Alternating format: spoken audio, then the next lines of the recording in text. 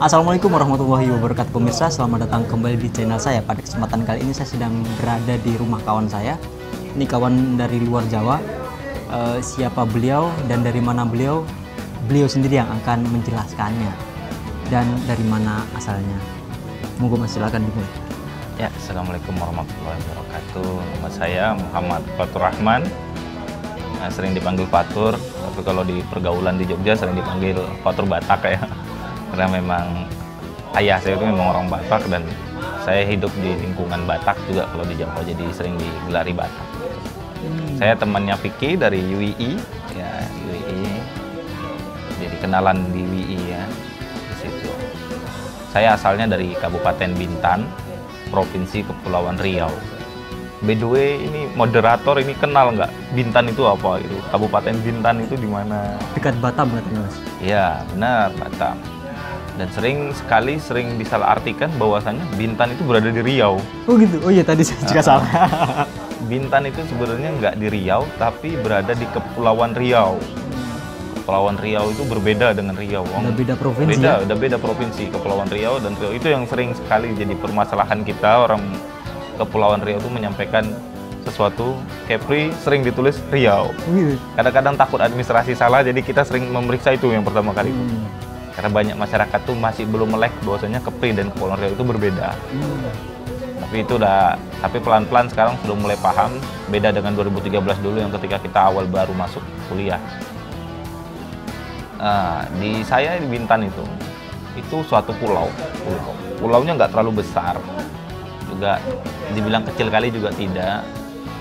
Cuma pulaunya dikelilingi laut. Mayoritas masyarakatnya itu pekerjaannya tukang kebun sama nelayan. Ya, kita daerah kelautan ya, jadi masyarakat kami itu banyaknya nelayan laut. Dan juga di provinsi pulau kami itu berbatasan langsung dengan Singapura dan Malaysia. Jadi orang pulau kami itu kalau misalnya keluar negeri itu biasa. Paspor itu menjadi sesuatu administrasi yang mungkin kutip gua wajib bagi kalangan, sebagian besar kalangan di sana. Karena dari tempat saya berada itu banyak sekali orang tua tuh yang masih memiliki ikatan keluarga dengan orang-orang yang ada di Malaysia. Karena kita tahu mungkin dasar sejarah dulu atau bagaimana, tapi memang masih sangat banyak keluarga dari kita itu yang berpunya hubungan dengan orang Malaysia. Singkat cerita, Bintan itu adalah salah satu daerah terluar di Indonesia yang sebenarnya merupakan pelabuhan internasional yang diperuntukkan awalnya untuk pelabuhan internasional, walaupun akhirnya ujung-ujungnya tetap kalah saing dengan Singapura. Tetap kalah saing. Padahal Pulau Bintan sama Singapura lebih besar Pulau Bintan, tapi secara kualitas kita kalah sama Singapura dan itu ironis sekali. Ngomong-ngomong, ini kita bertemakan tentang anak rantau ya. Iya, anak rantau. Saya ini asalnya dari Bintan yang sekarang berada di Jogja. Saya datang ke Jogja tuh tahun 2013. 2013 datang dari Kepri itu sendirian, dari Kabupaten Bintan itu sendirian ke Jogja. Awal datang ke Jogja itu niat pertama ya layaknya masyarakat mahasiswa umum itu pengen kuliah. Dan dulu kampus yang saya tahu dengan sedikit informasi ya pada 2013 dulu 2012 saya nyari informasi juga tidak sebagus sekarang ya. Saya cuma tahu kampus itu UIN dan Kalijaga dan UGM. Selain itu saya nggak tahu kampus kayak UII gitu ya. Saya dulu tahunya UI itu bukan UI tapi UII. Saya pikir dulu saya sempat menertawakan nama UII. Saya pikir namanya pakai Y. UII ya, karena kegaptekan kita dengan informasi gitu kan. Dan wallahu alam akhirnya saya kuliah di situ. Saya pertama kali datang ke Jogja, saya tinggal di rumah salah satu kerabat, tapi tidak lama, semingguan. Sekitar seminggu sampai 3 mingguan lah. Setelah itu pindah ke pondok pesantren Krapia. Krapia Yogyakarta di selatan Keraton, situ ada pondok pesantren Islam situ. Awalnya saya kan lulusan SMA nih. Orang Krapia itu jago-jago bahasa Jawa. Terus bahasa kitabnya jago, baca Al-Qurannya jago. Saya lulusan SMA.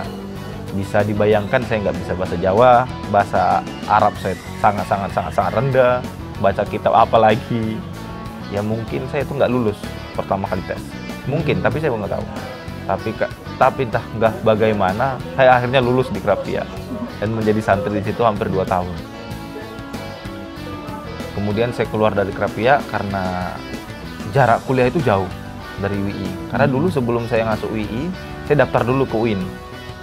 UIN Sunan Kalijaga, sempat berkuliah di UIN, kemudian ambil double degree ke UI. Karena dulu informasi yang saya dapat, katanya kalau UI sama UIN itu cuma jaraknya sekitaran 1 kilo.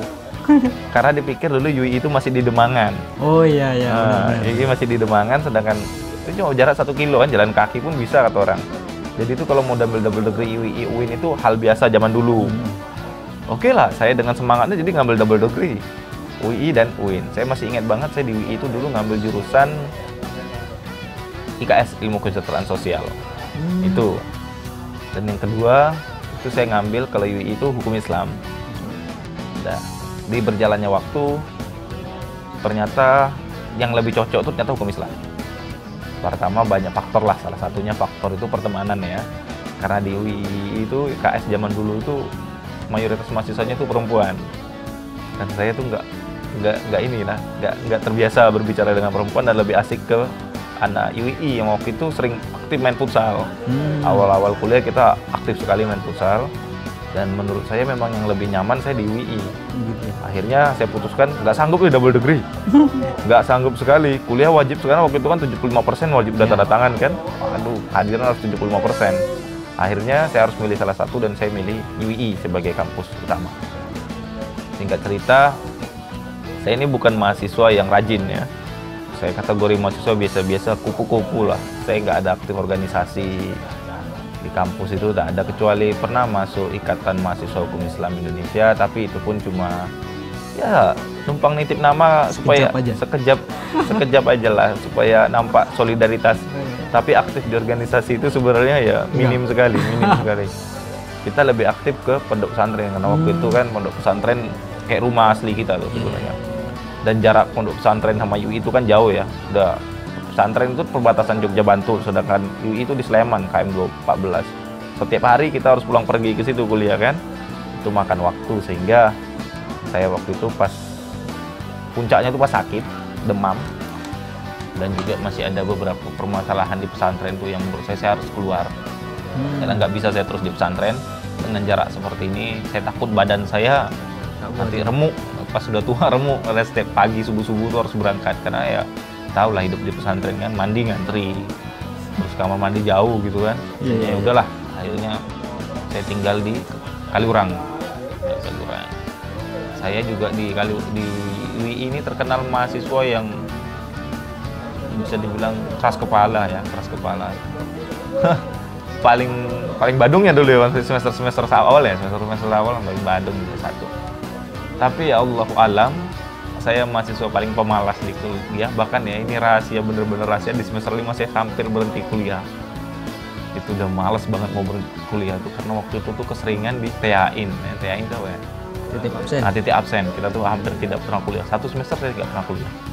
Dan tapi saya ada sahabat, saya sebut nama sahabat saya itu namanya Amri Zulnansyah, itu orang Aceh. Beliau itu kalau saya nggak masuk, otomatis beliau langsung nanda tangani. Dan itu yang bikin saya itu semakin malas mau kuliah.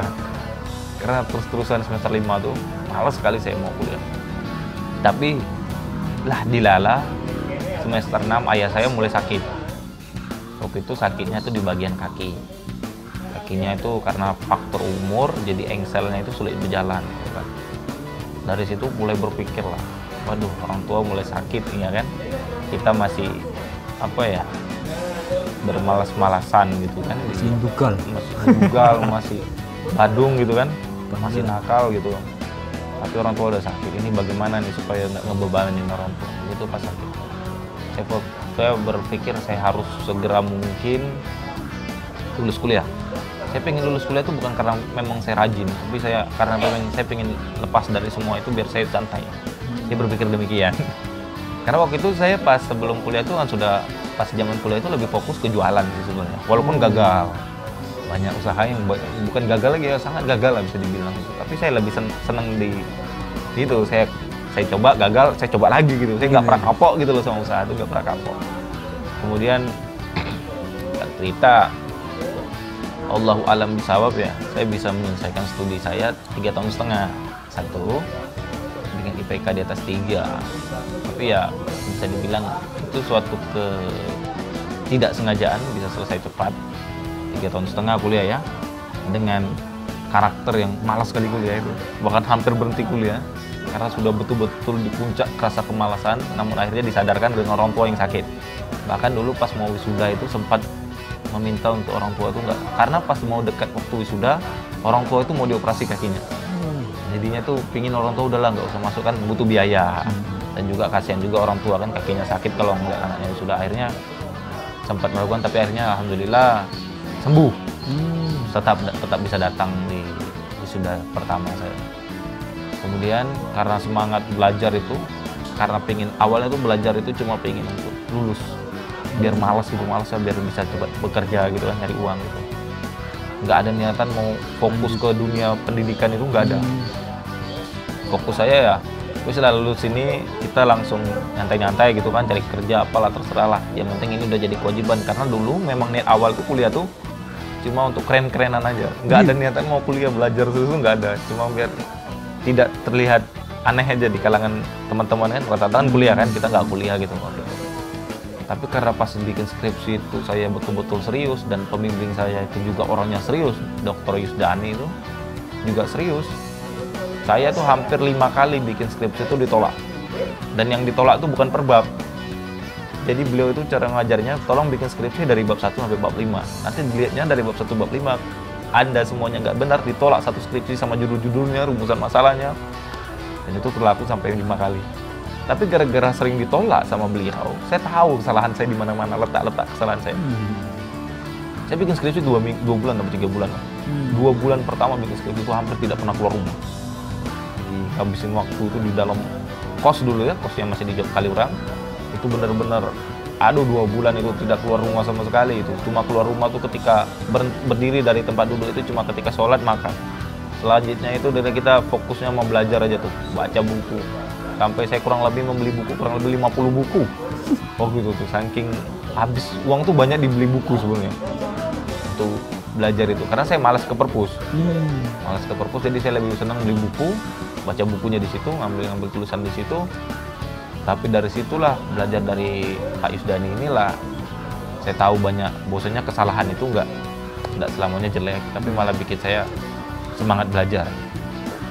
Saya lulus dari S1 luar biasa senangnya luar biasa. Dan saya ini karakter orang tuh yang jarang dipuji sama bapak sebenarnya, jarang dipuji secara langsung, tapi pas sudah itu dipuji ya, orang tua juga merasa bangga gitu.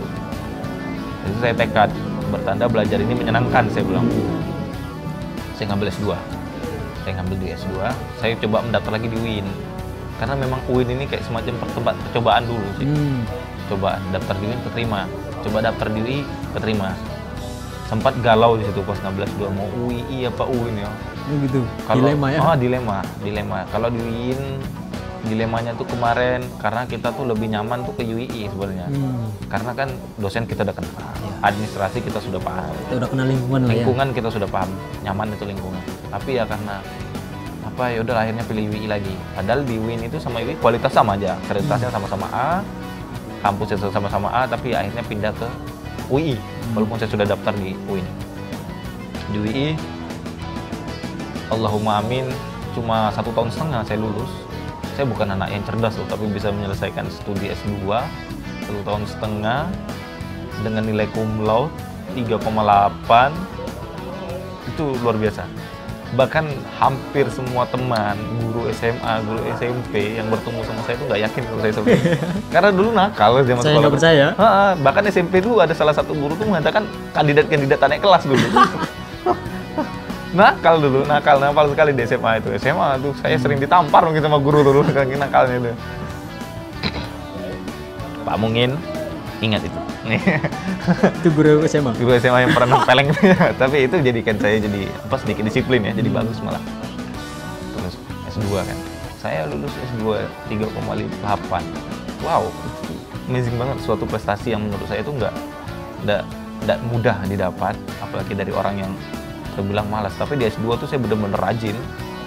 Saya nggak pernah nunda tugas, saya nggak pernah bermalas-malasan, dan tujuan saya cuma jelas, satu, saya nggak kuliah untuk bekerja. Karena saya tetap S2 tuh saya tetap bekerja, walaupun bukan di bidang saya.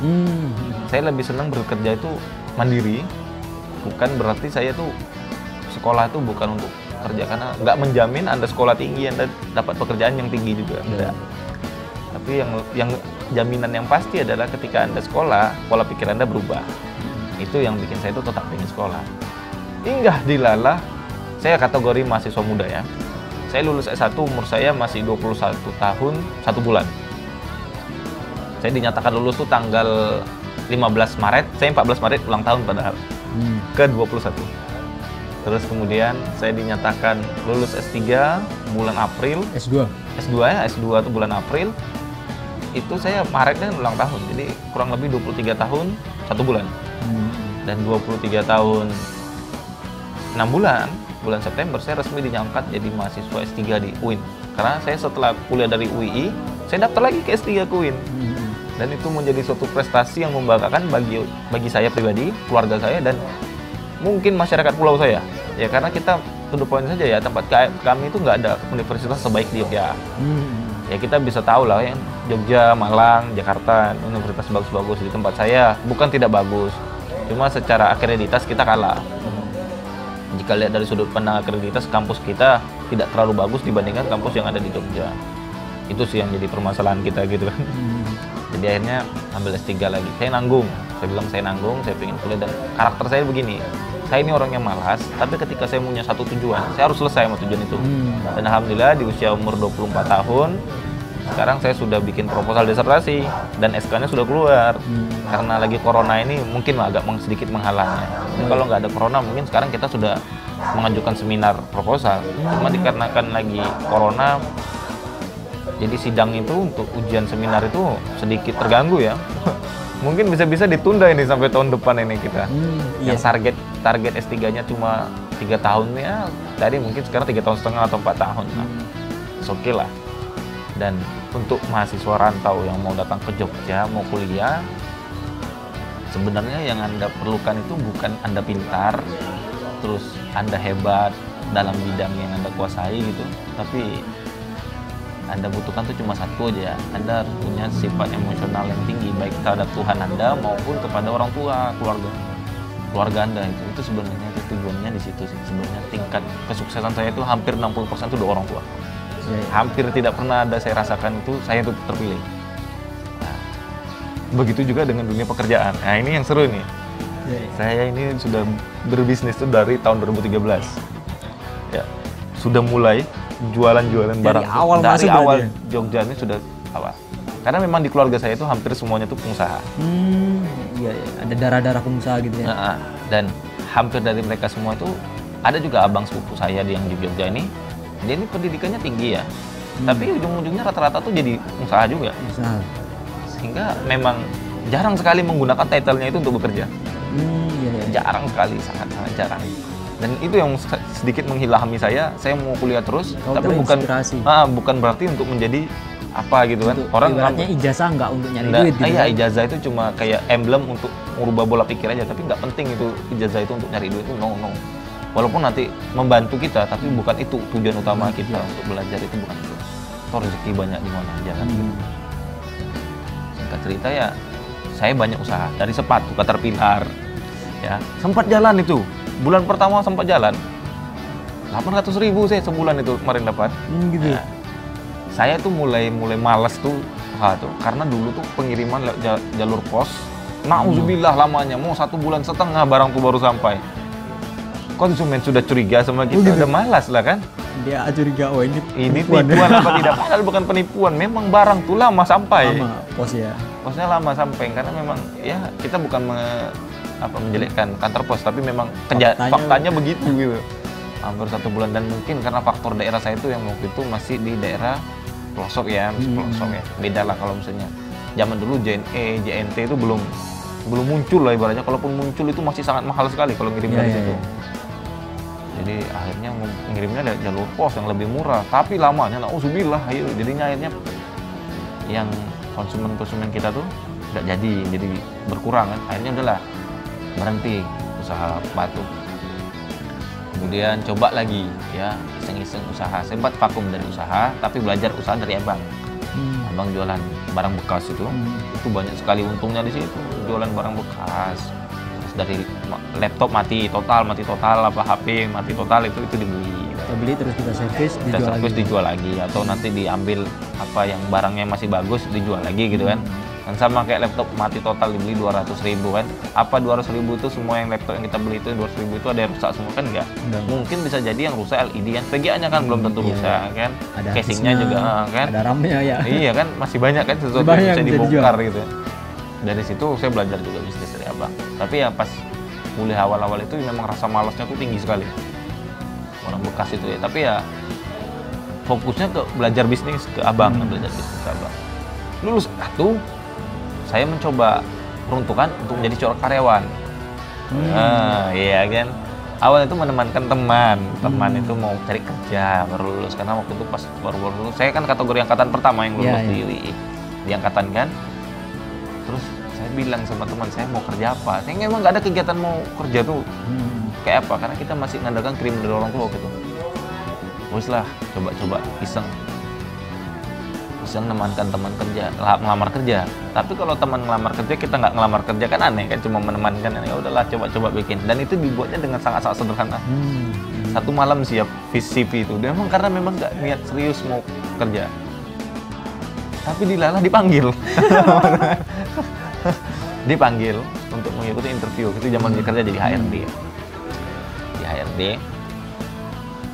kami kurang lebih yang daftar itu ramai lah itu, ada puluhan juga lah. Ramai. Itu bukti bahwasanya memang Jogja itu banyak pengangguran ya. Mahasiswa lulus yang banyak nganggur ya. Sarjana pengangguran banyak ya? Banyak sarjana pengangguran. Kaget ya? Nggak kaget kita. Terus situ kerja di situ alhamdulillah keterima. Teman yang saya niatnya untuk bekerja itu nggak keterima. Tapi alhamdulillah setelah lulus dari situ dapat pekerjaan yang lebih baik lagi. Tapi saya tuh yang niatnya cuma untuk menemankan, malah saya yang keterima. Jadi HRD di situ.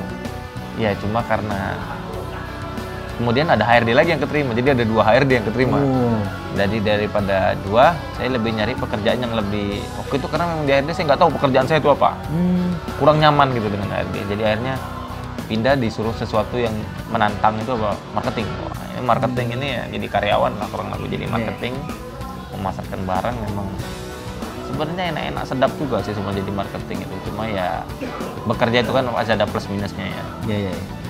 Akhirnya saya keluar dari situ, dapat ilmu dari perusahaan itu, dapat ilmunya saya serap, berani membuka usaha sembako. Jadi di Gudean itu pertama. Jauh kali ya? Iya. Itu saya buka usaha sembako. Di situ sembako itu alhamdulillah penghasilan dapat terus, walaupun tidur-tiduran ada karyawan di situ, uang tetap ngalir. Walaupun kecil lah. Walaupun kecil, tapi dia konsisten. Konsisten ya. Ya pasarannya sekitaran 400, 700 sampai 1 juta itu dapat sebulan. Alhamdulillah itu yang kadang-kadang nambah-nambah uang jajan ya kan. Kita duduk-duduk diam 2 bulan dapat kiriman 1.600.000 kan lumayan kan. Nah, itu kan yang bikin kita tuh agak wah ini enak jualan beras toko. 2 beras 2 bulan ya, 2 bulan itu. Hampir sekarang ini karena saya mau balik ke Pulau Riau, jadinya berasnya ditutup. Udah ditutup. Tapi setelah beras itu, sebelum beras ditutup ini sebenarnya selama 6 bulan sebelum beras ditutup itu sudah ancang-ancang mau bikin usaha. Tapi gagal semua. Oh gitu? Oh iya, ini barangnya masih utuh. Ini pertama kali usaha tuh tembakau. Nah, ini tembakau linting ya. Di sini ada dia punya apa aja ini? Untuk kertasnya, ini untuk bumbu-bumbu dia, ini cengkehnya, ini bumbunya, ini tembakaunya. Ini stok ambil di mana? Ini kemarin ambilnya di Pakis. Campur ya, Pakis. Tempat kita KKN berarti? Iya. Saya tuh suka melihat peluang dari situ memang. Di situ dapat. Tapi ya modal kurang lebih habis 10. Tapi cuma laku tuh cuma kurang lebih 500.000. Jadi kita rugi kurang lebih 9.500.000. Tapi kalau sama barang-barang ya mungkin cuma rugi sekitaran 5-6 juta lah. Karena banyak beli barang kan. Dan barangnya masih ada gitu. Kalau untuk tembakaunya 5 jutaan ya. Jadi kita rugi di situ. rugi di tembakau. Iya rugi. Terus yang kedua, saya nggak kapok, ya kan? Saya udah rugi sebanyak itu, saya nggak kapok. Saya tetap kerja lagi karena ternyata setelah saya tetap kerja lagi masih kekeh. Ya, tabungan dulu saya habiskan untuk jualan tas kulit. Ini ngambilnya di Manding nih. Manding itu gimana, Mas? Manding di Bantul, tempat kerajinan Oh, kulit. iya. Memang pusat kerajinan kulit di Jogja. Nggak laku juga. Tapi ngambil stok banyak, Bang? Nggak banyak sih, cuma ngambil kurang lebih 15 tas. Tapi nggak laku.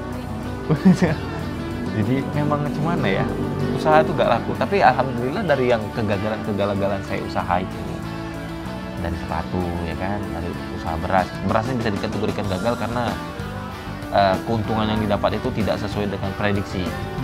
Biasanya kita prediksi 1 tahun itu 20, cuma untung dapat 5 juta gitu kan. Ini bertanda gagal ya, walaupun masih surplus, tapi surplusnya itu dirasa gagal. Ya kegagalan yang tidak terlalu menyakitkan. Tapi kalau yang untuk tas, tembakau terutama, ini kegagalan yang luar biasa. Terasa banget itu, modalnya banyak banget di situ. Bahkan bisa dibilang kalau seandainya saya ngikutin depresi saya, stres ya. Tapi ya alhamdulillah, karena saya yakin duit itu nanti bisa dicari dari mana aja, saya nggak stres dan ada ilmunya di sini. Ya. Untuk pengusaha pemula yang menurut saya itu yang sering salah itu apa? Ketika mereka itu berharap langsung ke lantai 10 tapi nggak lantai 1. Nggak melewati tahap demi tahap ya. Saya salahnya di situ. Selama ini usaha yang baru saya sadar. Saya sadarnya itu ketika saya dinasihatin oleh ayah saya. Iya, saya berpikir begini, saya pengen langsung punya Cepat usaha lah ya. besar gitu langsung ya. Ya sampai kayak kita begini. Banyak sekali rumah makan yang baru buka sebulan 2 bulan kemudian dia tutup. Karena apa? Dia tanpa melihat pasar langsung buka besar. Langsung mengambilkan modalnya di situ. Padahal salahnya itu kita harus bermodal itu di bawah 500.000. Usaha yang baik adalah usaha yang modalnya di bawah 500.000. Ketika modal Anda di atas 500.000, usaha Anda tidak baik. Anda terkekang dengan usaha itu, Anda terbebani. Tapi kalau usaha Anda di bawah 500.000, Anda gagal ya no problem. Itu sih permasalahan. Dan saya juga begitu kemarin usaha tembakau, langsung ngabisin 10 juta, rugi.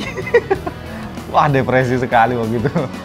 Tapi itu jadi ilmunya dapatnya di situ. Sekarang pun saya juga pingin usaha lagi kan, memboyong ke Bintan, pengen usaha lagi di Bintan. Ya insya Allah modalnya kecil aja sih, nggak besar 500.000, tapi usahanya banyak. Ya 500.000, tapi coba usahanya tuh jadi banyak. Nanti usaha mana yang ternyata pasarnya cocok dengan daerah itu, itu yang dipilih. baru itu yang dipilih, yang dibesarkan. Nah ini yang jadi permasalahan itu, kita tuh jarang usaha itu langsung mencoba ke lantai 1 dulu, nggak mau. Kita langsung mencoba loncat langsung ke lantai 10. Kebanyakan dari kita Banyak pengen itu. yang instan gitu ya. Iya, banyak makanya usaha kuliner di Jogja tuh dia buka walaupun makanannya enak. Enak, ada salah satu makanan yang menurut saya itu enak, tapi saya sering makan di situ karena menurut saya itu enak sekali. Tapi kok tutup dia seluruh cabangnya, 3 cabangnya tutup. Kenapa? Defisit, rugi dia bilang. Tapi kok enak? Tapi nggak ada pelanggan yang coba merasa masakannya. Kenapa? Dia tidak mencoba mencari pasar dulu, tapi langsung gede. Dia nggak tes riset Iya. market dulu ya. Iya, yang pertama tuh harus coba market. Yang kedua, kita juga belum tahu kan alur belanja kita mau kemana gitu kan. Barang ini harus dihabiskan kemana. Kita tiba-tiba ngambil barang banyak terus bingung mau nghabiskannya kemana. Itu kesalahan pemula dan usaha. Itu sebenarnya. Dan sekarang saya masih dalam kategori proses juga untuk jadi pengusaha lagi. Tapi itulah jalan yang paling bagus di situ sebenarnya. Usaha gagal itu is oke lah, no problem lah. Ya emang apa namanya? Emang gitu sih sebenarnya. Jalannya seorang pengusaha Yang ya. penting Anda punya uang, Anda tabung, terkumpul lah kurang lebih 500.000 atau 1 juta, Anda coba usaha. Soal gagal itu Nggak nomor usah 10. aneh gitu ya. Nggak usah terlalu muluk-muluk. Wah saya ngumpulin modal sekian baru Iya, saya mulai. mau usaha modal 50 juta dulu baru bisa bikin nyewa ruko apa segala macam gitu kan. Terlalu lebay berarti ya. Baik itu sebenarnya. Anda belum tahu pasar. Anda belum tahu pasar kecuali Anda sudah punya relasi yang banyak. Yang kedua, Anda juga sudah yakin produk Anda ini laku, karena tidak ada namanya keyakinan dalam usaha itu, nggak ada. Keyakinan itu harus dihilangkan dalam usaha.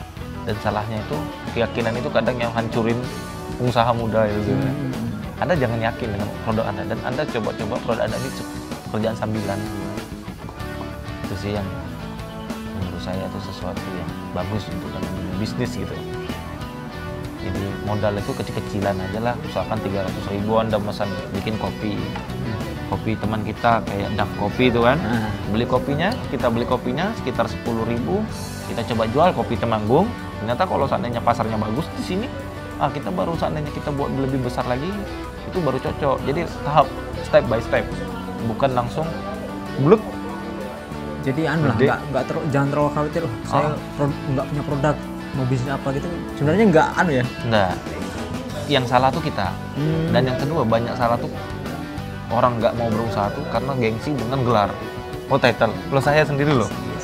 Saya ini sudah S3. Bisa Anda bayangkan kalau seandainya saya jualan tepi jalan, jualan produk-produk yang harganya cuma 5 ribuan. Ya. Kalau saya pribadi mah dulu memang sempat merasa itu agak sedikit, wah ini nggak cocok gitu ya. Tapi kalau sekarang no problem sih, apa sih yang mau dibaluin? Ngapain gengsi-gengsian sekarang? Gengsi nggak makan ya? Gengsi nggak makan, bener itu, gengsi nggak makan. Jadi udahlah. Yang perlu ya, Anda tuh cukup ngikutin pasar yang ada, cuma dengan pendidikan Anda, kan Anda kalau sekolah tinggi itu kan, setiap hari dilatih kritis, berpikir kritis itu. Dari kritis itu Anda akan menemukan manajemen yang bagus sebenarnya dalam dunia bisnis. Itu sebenarnya. Pendidikan itu sebenarnya itu membantu Anda untuk berpikir kritis, bukan membantu Anda untuk dapatin pekerjaan sesuai dengan pendidikan Anda. Kayak saya ditanya orang cita-citanya jadi ambil S3 mau jadi dosen. Saya jadi dosen itu tak cocok, saya bilang. Pengen jadi apa? Saya bingung mau jadi apa, saya bilang. Karena memang tujuan saya itu kuliah tuh nggak ada niat mau jadi apa-apa gitu, cuma pengen usaha aja. Menjadi pebisnis lah ya? Iya, pebisnisnya. Karena menurut saya tuh seorang orang yang sukses itu bukan orang yang punya penghasilan banyak, terus punya jabatan pekerjaan yang bagus, misalnya mohon maaf ya pekerjaan yang bagus gitu, jadi PNS gitu. Setinggi apapun jabatan Anda jadi seorang PNS, hidup Anda terkekang gitu, Anda nggak bebas gitu, kemana-mana susah gitu kan, diatur sama pemerintah kan. Dan kalau seandainya PNS jujur, sulit sekali dia, mohon maaf ya, untuk menjadi orang yang kaya banget, hidupnya standar. Taruhlah seandainya seorang dosen yang gajinya sudah 10 juta, dia sama gaji 13, gajinya cuma 130 juta. Ya kan, 130 juta loh, cuma 130 juta. Anda bayangkan ya, 1 tahun 130 juta dengan tuntutan gelar dia sudah diambil jangan untuk uang kuliah, tambah lagi tuntutan dengan pendidikan yang tinggi itu. Makanya PNS jujur itu susah kaya. Makanya kalau PNS yang mau kaya, dia ada 2 jalur. Pertama dia bikin usaha sambilan, yang keduanya lagi dia harus buka usaha lagi, buka usaha lain sebagai sambilan untuk bantu. Itu PNS jujur. Harus usaha lah ya. Iya, usaha. Kalau nggak mau usaha ya aja korupsi. Jalan terbaik itu korupsi kan. Karena emang PNS itu menurut saya pekerjaan yang bagus sebenarnya kalau memang niatnya untuk pengabdian. Tapi yang sekarang banyak jadi PNS itu bagus itu untuk emosional. Kan? Alhamdulillah keluarga saya itu tidak mewajibkan saya jadi PNS. Kamu boleh jadi apa saja, asalkan itu berpenghasilan halal. Itu yang bikin saya tuh, udahlah jadi apa aja. Dan saya nggak memperdulikan sama pendidikan. Ya, itu sebenarnya tentang diri saya ya. Makanya saya sering dapat pertanyaan itu dari teman-teman yang baik di kampung, yang ada di Jogja, teman pergaulan itu, kenapa aku ngambil S3 itu untuk apa gitu kan? Apa masih muda kok ambil S3 gitu untuk apa? Sebenarnya jawabannya simpel, karena saya mau sekolah aja untuk ngilangin suntuk. Saya cuma jawab kayak gitu, nggak pengen jadi ini, nggak pengen jadi ini, nggak ada sebenarnya. Tujuan saya jelas, saya pengen selesaikan kuliah doktor. Itu cuma untuk ngambil pola pikir dokter, karena ketika Anda sudah berpikiran tinggi, pendidikan Anda tinggi, pola pikir Anda pasti luar biasa dalam menyikapi masalah. Seperti dulu kalau seandainya kita gampang emosian, ketika pendidikan Anda udah tinggi, Anda malu kalau marah di depan umum. Anda malu mau berantem di depan umum, Anda malu menunjukkan. Ya dulu lah, ketika dulu ya semester 1 ya, masih S1, saya baru kuliah tuh kan, baru lulus S1 biasanya kan ada timbul rasa kesombongan bahwasanya saya lebih mengetahui tentang hukum Islam daripada teman-teman yang nggak tahu gitu. Yang nggak kuliah apalagi merasa jago di bidang agama, merasa lebih baik lah, merasa lebih bagus lah kan daripada orang yang nggak kuliah gitu. Apalagi pas KKN kan kita ngerasa lebih pintar daripada masyarakat yang nanam sawah itu kan. Padahal ketika dites keilmuan kita sama mereka jauh lebih banyak tahu tentang bagaimana. Kita cuma tahu teori, mereka tahu bagaimana cara menanam pohon-pohon ini supaya tumbuh biar cepat. Kita nggak dapat ilmu itu. Jadi menurut saya itu memang keilmuan kita tuh sebenarnya masih kecil. Semakin sombong Anda dalam ilmu Anda, bertanda ilmu Anda tuh semakin kecil. Saya S1 saya diajak debat orang, saya senang, bangga saya. Bahkan bila perlu ketika waktu itu zaman kasus Ahok itu, ingat 2016 itu kan kita belum lulus ya. Itu tuh rasanya tuh pengen debat dengan siapa aja gitu, walaupun dengan siapa gitu kan. Tokoh yang besar gitu pengen debat seperti itu gitu kan, kayaknya bertentangan gitu. Tamat ambil S2 mulai terasa, waduh, ternyata sudah mulai bisa memilih. Oh, orang ini jalurnya ini pemikirannya, kenapa kok dia seperti itu? Oh, orangnya begini, kenapa kok saya mikirnya gini? Oh, metodologi pemikirannya segini. Ngambil S3, Anda nggak bisa menempatkan diri Anda tuh benar, dia benar, semua benar di mata Anda. Jadi Anda tuh makin nggak berani gitu loh mau berdebat itu. Saya kalau seandainya dulu S1 berdebat senang, S2 berdebat senang, S3 berdebat makin, S2 tuh masih antara mau dan tidak mau, milih-milih lawan. S3 saya nggak mau berdebat sama siapapun. Bila perlu saya kalah lah udah. Karena menurut saya itu memang semua tuh benar gitu. Ilmu itu kebenaran menurut saya. Nah itu sih. Jadi untuk teman-teman yang mau merantau, karena sekarang kan makna merantau sudah berubah. Dulu kita merantau zaman tahun 70-an, 80-an. Merantau itu adalah suatu bentuk dari pelarian terhadap hidup susah ke hidup senang. Ya kan, merantau itu adalah tekad untuk hidup yang lebih baik. Jadi bukan bicara tentang mandiri lagi, bukan bicara jauh dari orang tua, enggak. Tapi itu adalah bentuk untuk mendapatkan kehidupan yang lebih layak. Sehingga perantau zaman dulu beda dengan perantau zaman sekarang. Zaman sekarang kita merantau, kita masih dekat, masih bisa ngubungin keluarga ya kan. Kita merantau, kita ya kalau mati karena kelaparan itu mustahil ya kan, mustahil. Tapi kalau zaman dulu merantau kan kelaparan benar-benar lost kontak gitu ya. Lost kontak, terus kita kalaupun mohon maaf ya, kalau meninggal mungkin kita nggak tahu kapan mau balik itu kan. Karena nggak ada keluarga kan. Tapi ya untuk adik-adik yang mau kuliah di Jogja, yang pertama kali dipikirkan itu niatnya dilurusin lah. Jangan kuliah itu cuma untuk mencari kerja, tapi usahakan kuliah itu untuk ibadah. Dan yang kedua untuk membanggakan orang tua, dan jadikan kuliahmu itu sebagai pola pikirmu, merubah pola pikirmu yang salah-salah itu loh. Jadi lebih baik pola pikirnya gitu loh, biar enggak lancang-lancang gitu. Janganlah buat sesuatu yang sia-sia gitu. Hanya itu sih sebenarnya tentang saya nih. Kalau misalnya dikulik-kulik ya cuma begitu. Itu nggak begitu aja. Itu sesuatu yang sangat inspiratif lah. Jadi begitulah pemirsa, pengalaman beliau yang di-sharingkan dari tentang daerah asalnya, tentang pengalaman kuliah dan pengalaman bisnisnya tadi. Ya intinya apa ya, hidup itu terus belajar ya. Iya, kayak ya yang telah kita alami itu kan kayak suatu proses belajar lah ya. Malah gagal itu yang bikin kita tuh maju gitu. Kita belajar lah, kita bisa belajar dari kegagalan, kita bisa belajar dari kesuksesan gitu. Makanya kita belajar dari kegagalan itu supaya tidak mengulangi kegagalan tersebut. Saya sukses di dunia pendidikan tapi gagal di dunia bisnis ya kan. Itu jadi bentuk pelajaran sebenarnya. Anda bisa ngambil yang baiknya dari pelajar saya tentang bagaimana saya bisa menyelesaikan kuliah cepat, tapi Anda juga bisa belajar kenapa saya usahanya gagal terus gitu loh. Itu terusnya yang Anda dapat dari poin sini. Jadi ketika kita ingin belajar dari orang-orang yang sudah sukses itu, justru harusnya kita belajar dari kegagalan apa yang pernah dia alami, bukan dari udah kelihatan sekarang punya mobil, udah punya apa berarti harusnya kan kayak gitu ya. Iya. Kan orang sekarang kebanyakan udah punya mobil banyak, tapi mereka nggak melihat proses yang untuk mencapai itu kan. Iya, kan kayak gitu. Luar biasa tuh. Kayak saya ini kan sudah sampai S3. Orang berpikirnya kita ambil S3 itu kan karena ada biaya ya kan. Yang kedua, otaknya mampu. Padahal kalau seandainya saya kumpulkan seluruh guru saya, ditanya dulu ini otaknya mampu apa tidak, saya yakin jawabannya tuh biasa-biasa aja. Jawabannya meragukan ya. Meragukan. Memang bukan orang pintar, saya bukan orang cerdas, bukan orang pintar. Cuma saya punya orang yang punya kemauan aja sih. Yang penting belajar. Tulisan kita jelek, nanti kan namanya kan tugas guru kan.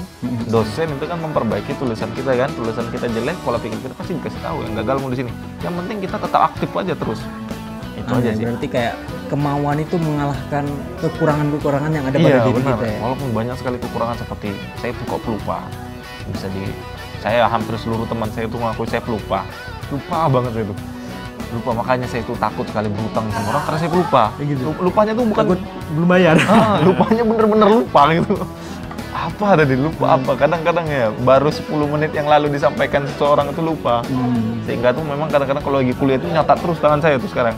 Karena memang apa yang disampaikan tuh suka lupa. Itu seringnya sih lupa barang, apalagi teledor barang itu kan lupa. Berapa kali ikut STNK mobil hilang, STNK motor hilang gitu karena lupa. Iya. Tapi modalnya tuh ya kenapa kok bisa kok kayak seolah-olah tuh mampu menyelesaikan studi sampai S3 itu bukan karena daya ingat saya yang kuat, cerdas tidak, tapi memang karena modal semangat aja. Kemauan yang kuat lah ya. Modal nekat aja. Begitulah pemirsa, barangkali buat kata-kata penutup nasihat kehidupan. Kalau saya sih, karena saya memang bukan atau belum layak menasihati, tapi saya cuma ingat satu nasihat dari orang tua saya, itu adalah hormati orang tuamu, sayangi keluargamu, maka kamu pasti juga dapatin apa yang kamu mau. Karena keberhasilanmu, karena doa orang tuamu dan dukungan keluargamu, teman-temanmu. Jadi tetaplah terus merendahkan hati, jangan sombong, karena nggak ada keberhasilan yang dari dirimu sendiri itu tidak ada. Nothing. Mungkin hanya itu sih. Begitulah pemirsa sharing-sharing kita pada hari ini, dan saya rasa cukup sangat menginspirasi banget gitu ya. Ya, semoga kita nanti bisa ngelanjut diskusi di lain kesempatan. Iya. Barangkali sampean ke tempat saya di Papua, saya main ke Bintan gitu kan. Jelas, saya kasih nanti milender itu mantap sekali. Ya soalnya begitu pemirsa, beliau mau balikin, jadi kayak sebelum beliau balik ya aku harus mendapatkan sesuatu gitu. Kenangan. Jadi ini ditodong ceritanya nih. Ya gitulah pemirsa, ketika kamu punya temen yang cukup menginspirasikan, sayang banget kamu kehilangan dia begitu saja tanpa ada yang berbekas. Iya kan?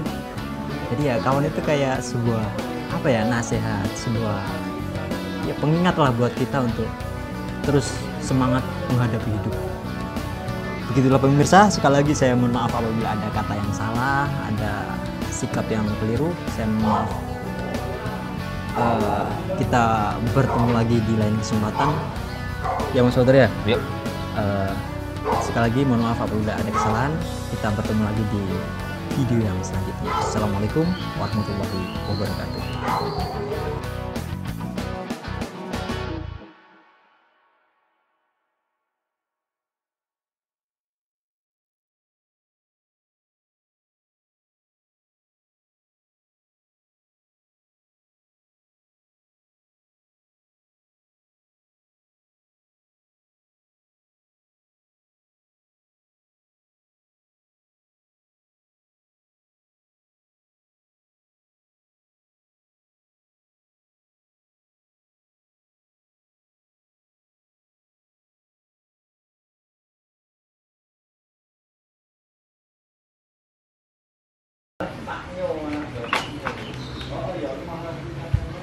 Assalamualaikum warahmatullahi wabarakatuh. Pemirsa, selamat datang kembali di channel saya. Pada kesempatan kali ini saya sedang beranak